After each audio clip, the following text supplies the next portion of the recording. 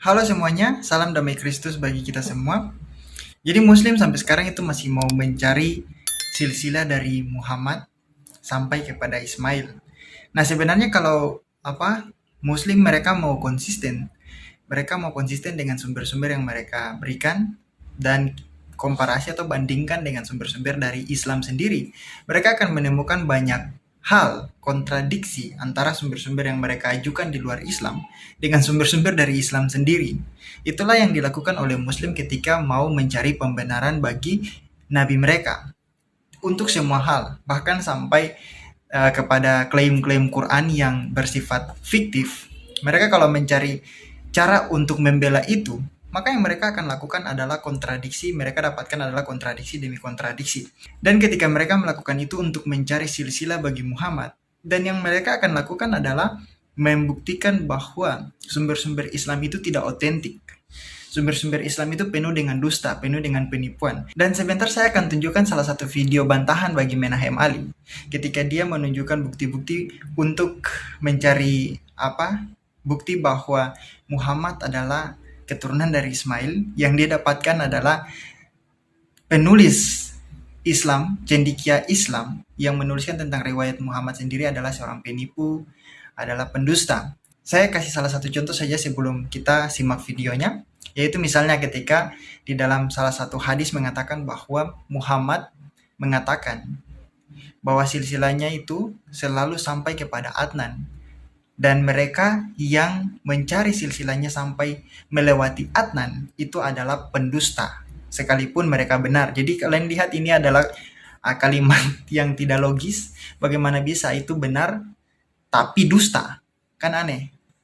Dan sebenarnya kalau Muslim mau konsisten, mereka harus mau menerima itu, bahwa segala sesuatu yang mereka lakukan untuk membuktikan Muhammad adalah keturunan Ismail itu adalah sebuah dusta. Itu salah satu contoh saja. Tapi nanti kita akan lihat bagaimana sumber-sumber Islam itu sangat kontradiksi dengan apa yang ingin Muslim lakukan untuk mencari silsilah dari Muhammad sampai kepada Ismail.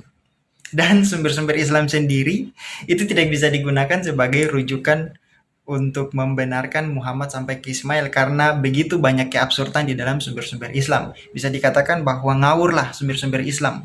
Orang-orang yang menulis sejarah tentang Muhammad, tentang silsilah Muhammad itu super ngawur. Dan mari kita simak videonya. Ini video dari Pak Gracia Pelo yang memaparkan begitu ngawurnya sumber-sumber dari Islam ketika berbicara tentang silsilah Muhammad sampai kepada Ismail atau tentang Ismail sebagai bapak bangsa Arab yang diklaim dalam Islam. Mari kita simak videonya.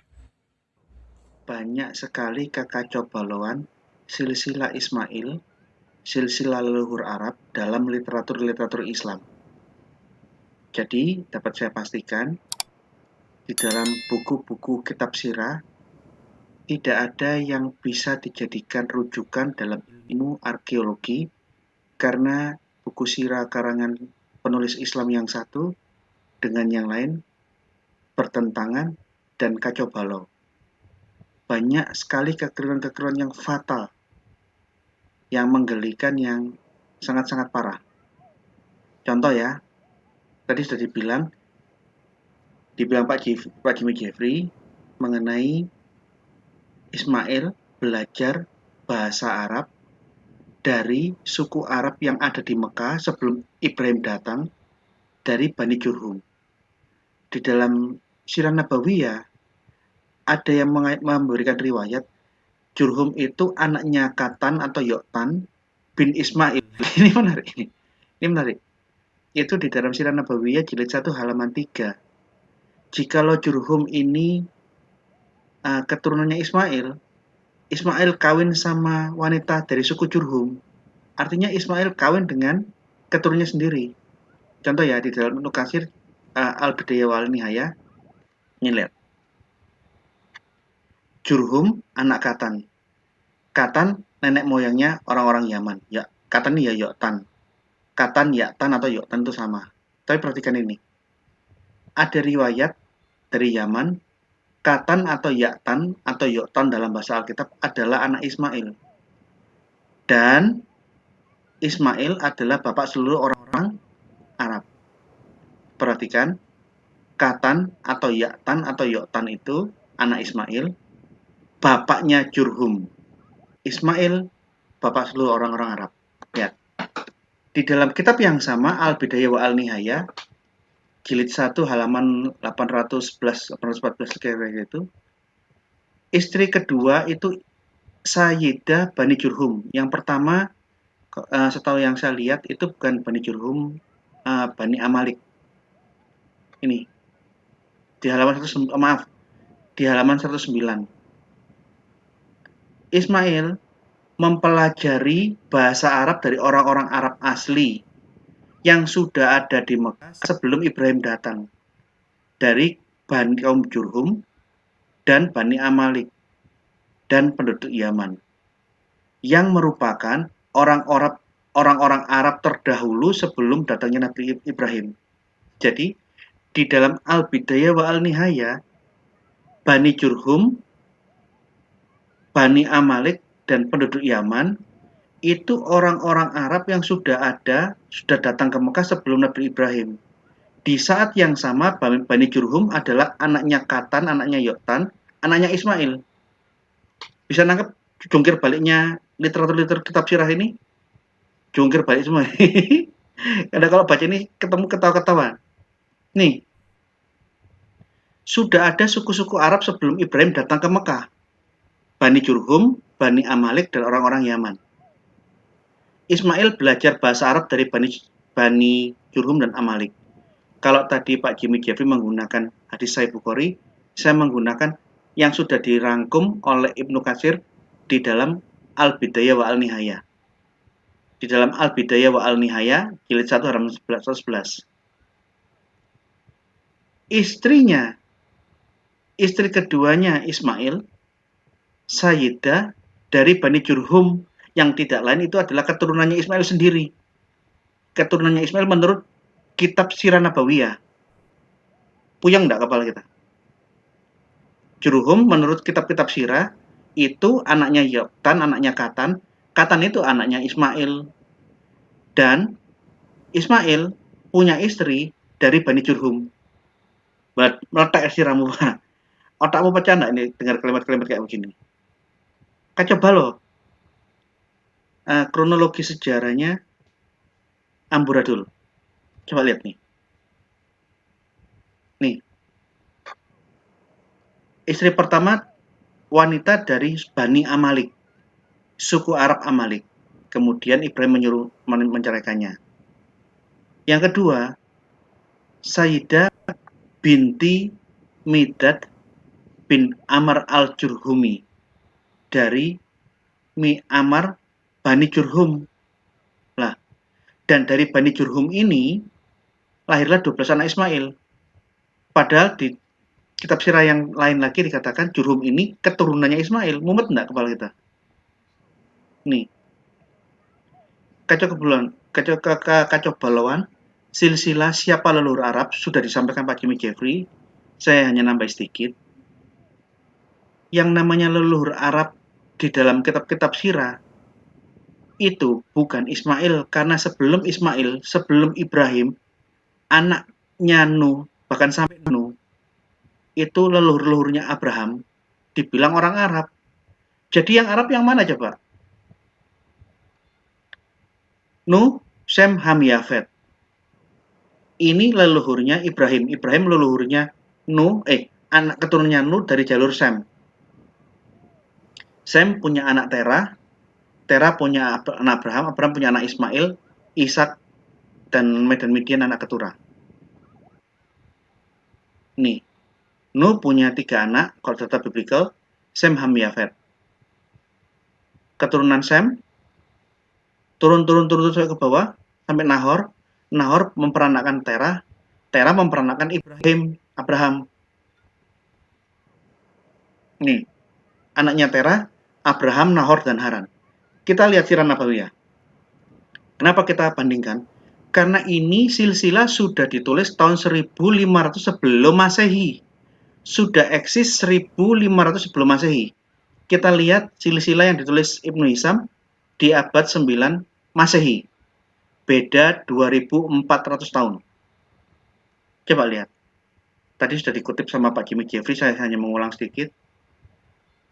Sam, Sem, dan Nuh, mereka semua orang-orang Arab. Leluhurnya Ibrahim orang-orang Arab. Bagaimana mungkin cocok dengan bahwa Arab adalah keturunan Ismail? Leluhurnya Ibrahim dibilang orang Arab kok. Kacau nggak ini? Kacau nggak ini? Yang menarik, di dalam kitab Sirah Nabawiyah, kalau kita lihat biblical, Nahor, Terah menghasilkan anak Abraham, Nahor, yang lain-lain. Di dalam kitab Sirah, Terah dan Nahor itu malah keturunannya Ismail. Wah, ini kacau balau. Baca Kejadian 11:26. Setelah Terah hidup 70 tahun, ia memperanakkan apa? Abraham, Nahor, dan Haran. Ini anak-anaknya Terah yang sudah ditulis di Taurat tahun 1500 sebelum Masehi. Tapi kalau kita lihat Sirah Nabawiyah, nih, bin Ya'rub, kemudian Tirah bin Ya'rub mempunyai anak yang bernama Nahur, Nahur bin Tirah, kemudian Nahur bin Tirah mempunyai anak bernama Mukawim bin Nahur, kemudian Mukawim bin Nahur mempunyai anak yang bernama Adad bin Mukawim, kemudian Adad bin Mukawim mempunyai anak yang bernama Adnan bin Adad. Coba lihat. Adnan ini kan keturunannya leluhurnya Muhammad. Keturunannya Terah. Jadi di bawahnya Ismail, di atasnya Muhammad. Anda coba lihat, Nahor dan Terah itu keturunannya Adnan, tapi keturunannya Ismail. Coba. Ismail punya keturunan namanya Nahor dan Terah. Bulat nggak ini? Mumet gitu. Jadi kalau kita lihat data yang dibuat di abad ke-9 Masehi oleh penulis-penulis kitab Sirah, itu datanya tidak cocok dengan yang sudah ada 1500 sebelum Masehi. Bapaknya Abraham, saudaranya Abraham, di dalam Sirah menjadi keturunannya Ismail. Coba bayangin. Umat ya.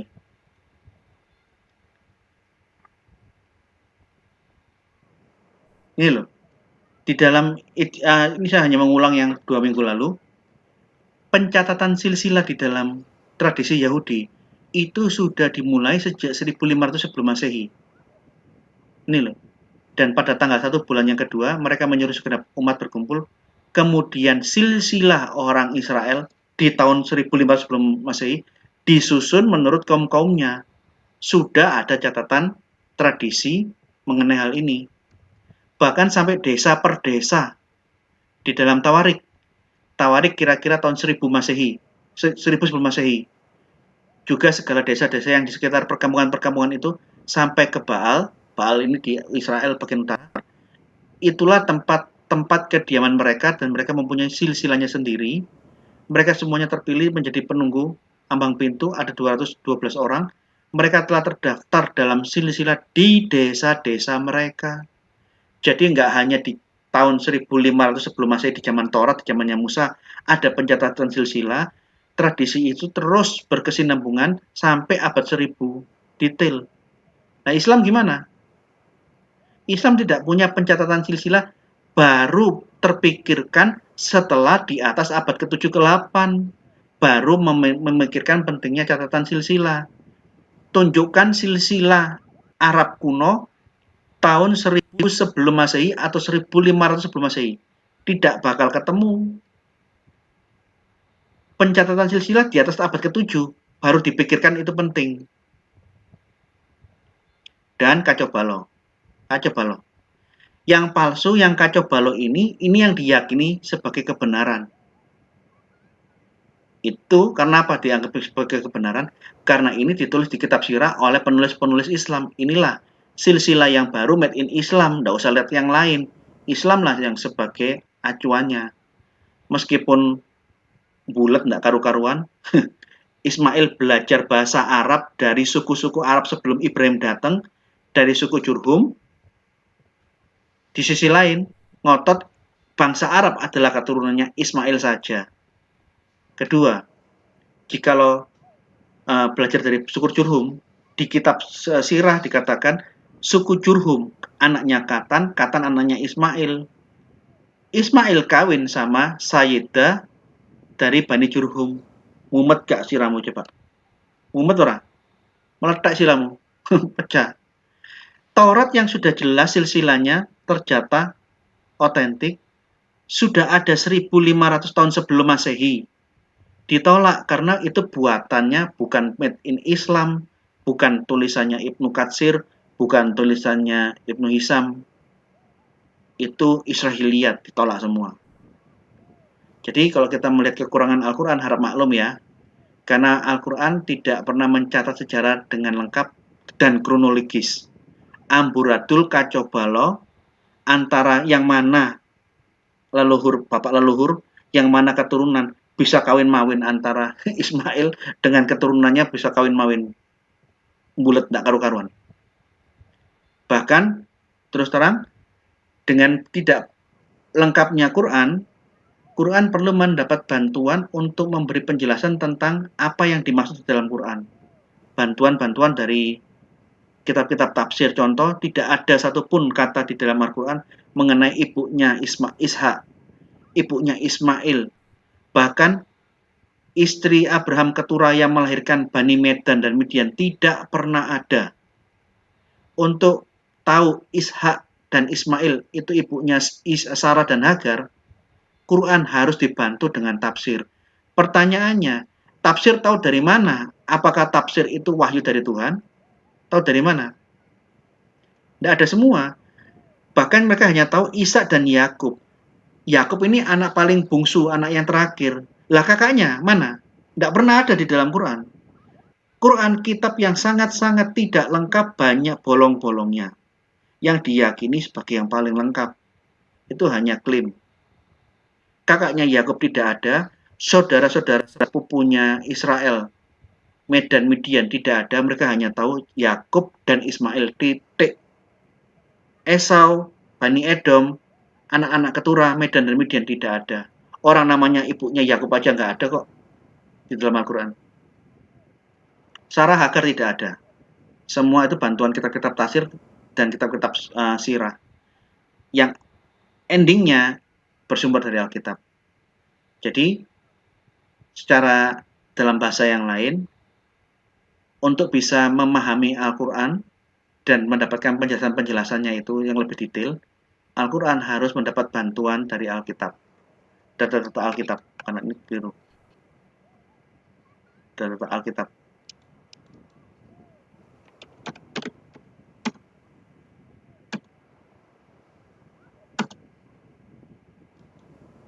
Jadi, Quran adalah kitab yang tidak lengkap. Literatur sirah lebih parah dari Al-Quran karena historitasnya amburadul, kacau balau, dan memusingkan kepala. Anda bisa lihat, untuk kepingin tahu betapa membuat puyeng kepala kita melihat silsilah di dalam literatur Islam, beli Bidayatul Al-Bidayah wa Al-Nihayah, beli buku ini Sirah Nabawiyah yang ditulis oleh Ibnu Katsir, beli juga Sirah Nabawiyah berdasarkan hadis Imam Bukhari. Anda kalau punya kitab-kitab ini, Anda baca dan membandingkan, kepala Anda saya jamin cekot, meletek, kepala Anda bisa pecah. Terima kasih, saya kembalikan kepada moderator.